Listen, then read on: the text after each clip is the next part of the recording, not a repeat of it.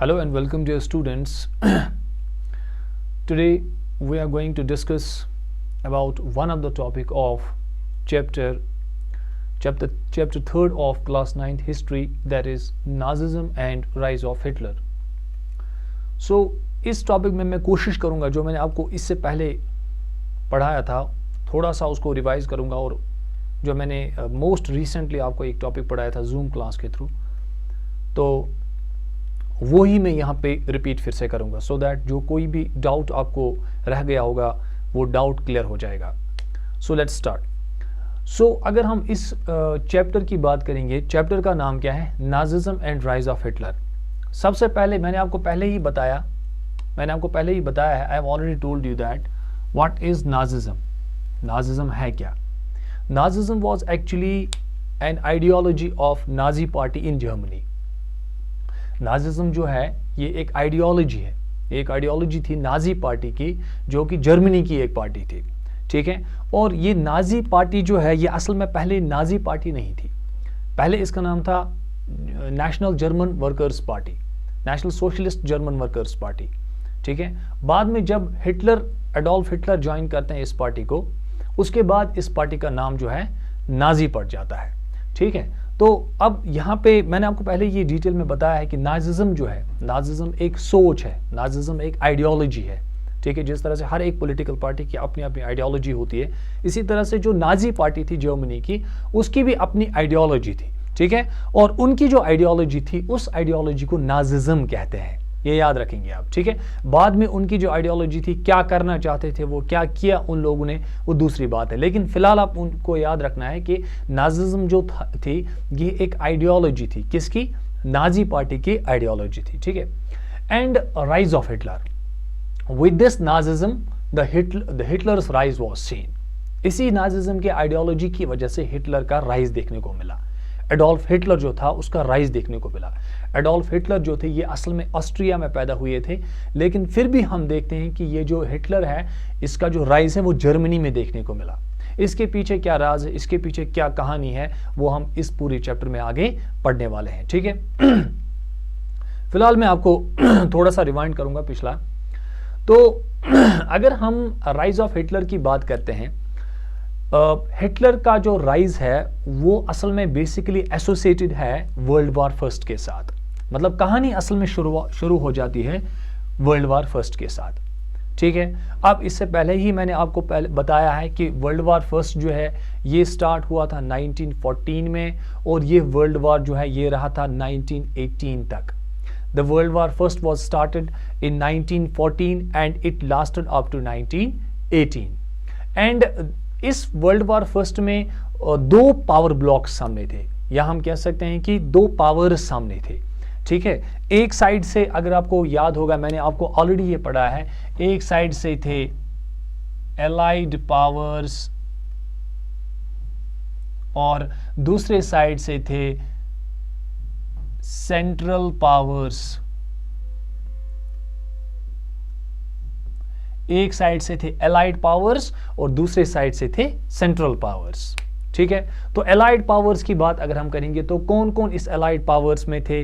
इसमें सबसे पहले आप याद रखेंगे France, number second Britain, great Britain.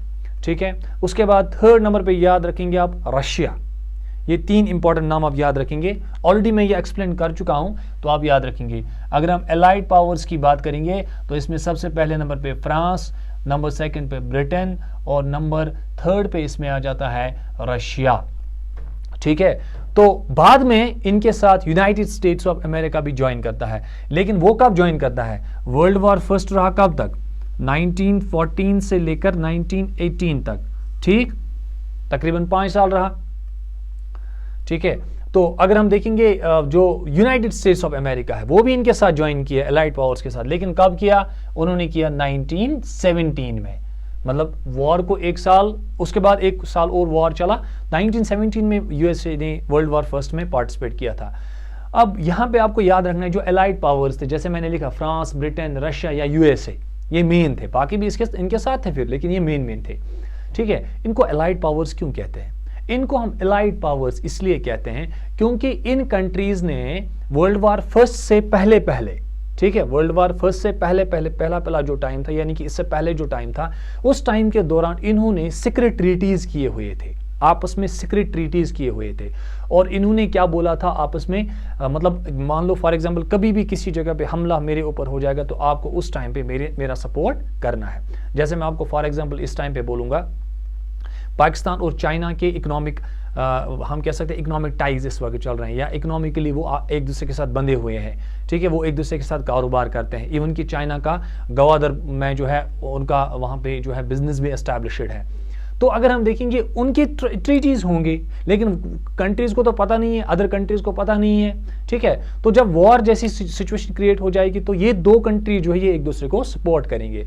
तो जब वर्ल्ड वार फर्स्ट हो जाता है ना, जो अदर कंट्री थे, जो अपोजिट में थे, एलाइड पावर के अपोजिट में थे, ठीक है, उनको ये पता नहीं था फ्रांस के साथ कौन है, ब्रिटेन के साथ कौन है, रशिया के साथ कौन है, क्योंकि वो सीक्रेट ट्रीटीज हुए थे।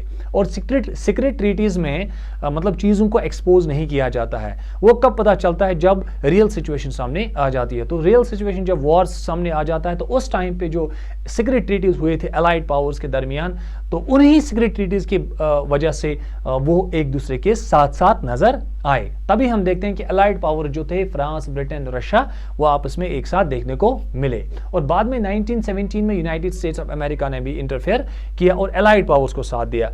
अब यहाँ पे एक वजह यह है, रीजन ये है क्यों यूनाइटेड स्टेट्स ऑफ अमेरिका ने एलाइड पावर्स को सपोर्ट किया। हालांकि उन यूनाइटेड स्टेट्स ऑफ अमेरिका की कोई सीक्रेट ट्रीटी नहीं थी, लेकिन फिर क्यों सपोर्ट किया? सपोर्ट इसलिए किया क्योंकि यूनाइटेड स्टेट्स ऑफ अमेरिका से एक शिप निकल के आ रही थी और उसमें पैसेंजर्स थे अमेरिका के, और वो मेडिटेरियन सी के थ्रू निकल रही थी। आगे जब वो जर्मनी के पास पहुंची तो जर्मनी ने क्या किया, जर्मनी ने उसको आर्मी शिप समझकर अटैक कर दिया, ठीक है। तो उसमें सिविलियंस, अमेरिका के सिविलियंस मारे गए, जिसकी वजह से अमेरिका को गुस्सा आया और उन्होंने जर्मनी के खिलाफ लड़ाई की, ठीक है। तभी 1917 में वर्ल्ड वॉर फर्स्ट में अमेरिका ने पार्टिसिपेट किया। Okay, moving ahead. तो अब ये तो हो गया एलाइड पावर्स। सेंट्रल पावर दूसरे साइड से थे सेंट्रल पावर्स। इनको सेंट्रल पावर्स क्यों कहते हैं? क्योंकि ये यूरोप के सेंट्रल पार्ट्स में आ जाते हैं, यूरोप के सेंट्रल पार्ट्स में आ जाते हैं, ठीक है। तो यहां पे नीचे मैं आपको दिखाऊंगा, यहां पे थोड़ा सा लिटिल बिट मैं आपको दिखाऊंगा। मान लो फॉर एग्जांपल इस तरह से हम लेंगे, ये मान लो ये यूरोप लेते हैं हम, ठीक है।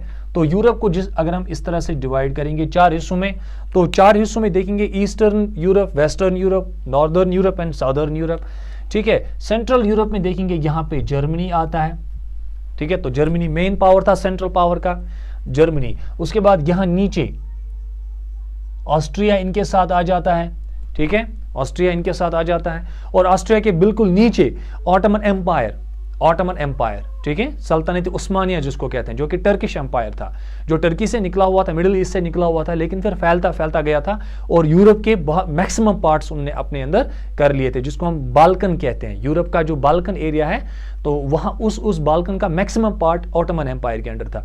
तो उस टाइम पे ऑटोमन एम्पायर भी इनके साथ था। Ottoman empire, Germany and Austria, वो एक साइड से थे, ठीक है। उनके भी बहुत सारे रीजंस थे, इकोनॉमिक टाइज थे उनके, और वो नेबरिंग थे, और बिजनेस एक्सपोर्ट जो है, इंपोर्ट एक्सपोर्ट जो है, वो उनके नेबरिंग कंट्रीज आ जाते हैं एक दूसरे के। दैट इज वाई वो एक दूसरे को central power, as a central power support किए, ठीक है। और सबसे बड़ा रीजन इसमें क्या है? सबसे बड़ा रीजन इसमें यह है कि क्यों ऑटोमन एम्पायर ने जर्मनी को सपोर्ट किया। इसलिए किया, ऑटोमन एम्पायर ने जर्मनी को इसलिए सपोर्ट किया क्योंकि जो पार्ट्स यूरोप के किन के पास थे, ऑटोमन एम्पायर के पास थे, सल्तनत उस्मानिया के पास थे। बहुत सारे पार्ट्स हैं जिसको हम बाल्कन कहते हैं। बाल्कन इज ए जियोग्राफिक, असल में ये 10th में हम पढ़ते हैं, नेशनलिज्म इन यूरोप, उसमें ये पढ़ा जाता है। तो उसमें क्या, वहां पे क्या है, बाल्कन जो है, बाल्कन एक ऐसा जियोग्राफिकल रीजन है यूरोप का, जिसमें तकरीबन आज की 16-17 कंट्रीज आ जाते हैं। आज वो सारे इंडिपेंडेंट है, रिपब्लिक हैं, जैसे मैसेडोनिया है, हर्जगोवेनिया है, चेकोस्लोवाकिया है, ठीक है, स्लोवेनिया है, मैसेडोनिया है, ग्रीस है, सर्बिया है, मॉन्टेग्रो है, ये कंट्रीज है और ये बाल्कन में आते हैं। और ये पार्ट्स जो थे, ये जो कंट्रीज है, ये ऑटोमन एम्पायर के पास थे। जो फ्रांस, ब्रिटेन और रशिया है, ठीक है, 1870 के बाद उन्होंने कोशिश किया कि वो कंट्रीज हमें मिलनी चाहिए, उन्होंने कोशिश की वो कंट्रीज हमारे पास आ जाने चाहिए। तो ऑब्वियसली वो किन के खिलाफ हो गए? ऑटोमन एम्पायर के खिलाफ हुए। दैट इज वाई जब 1914 में फिर वॉर हो जाता है तो ऑब्वियसली ऑटोमन एम्पायर ने जर्मनी को सपोर्ट किया, ठीक है, ना कि किसको सपोर्ट किया, ना कि एलाइड पावर्स को सपोर्ट किया, ठीक है।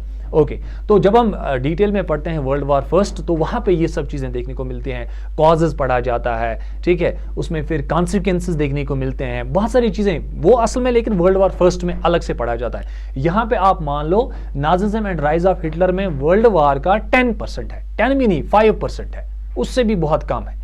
बुक में तो बिल्कुल भी मेंशन नहीं है, थोड़ा सा मेंशन है, क्योंकि हिटलर का जो राइज है वो असल में वर्ल्ड वार के साथ एसोसिएटेड है, तभी थोड़ा सा वर्ल्ड वार का जिक्र किया गया। अदरवाइज अगर हम देखेंगे वर्ल्ड वार यहाँ पे आपको नहीं पढ़ना है, लेकिन फिर भी मैं कोशिश कर रहा हूँ आपको थोड़ा सा बताऊं, ठीक है।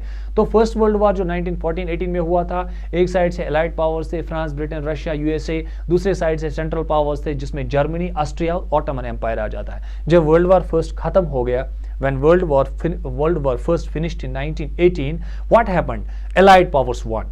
Allied powers ने जीत लिया, ठीक है, Allied powers ने जीत लिया।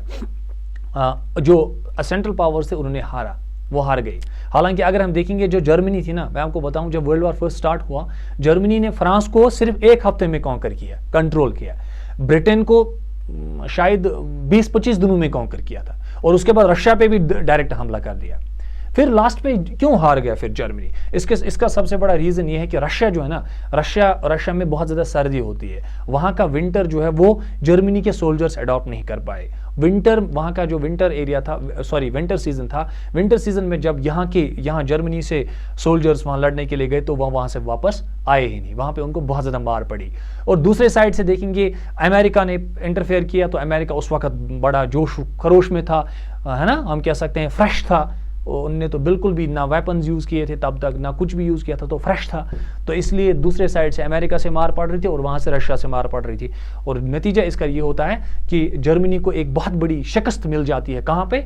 रशिया के एक मैदान में, जिसको हम स्टालिनग्राड कहते हैं, स्टालिनग्राड, ठीक है। So Germany lost, we can say Germany got its humiliating defeat in the ground of Stalingrad in Russia, ठीक है। तो वर्ल्ड वॉर फर्स्ट में क्या होता है, जर्मनी जो है या सेंट्रल पावर जो है वो हार जाते हैं। अब देखो, जब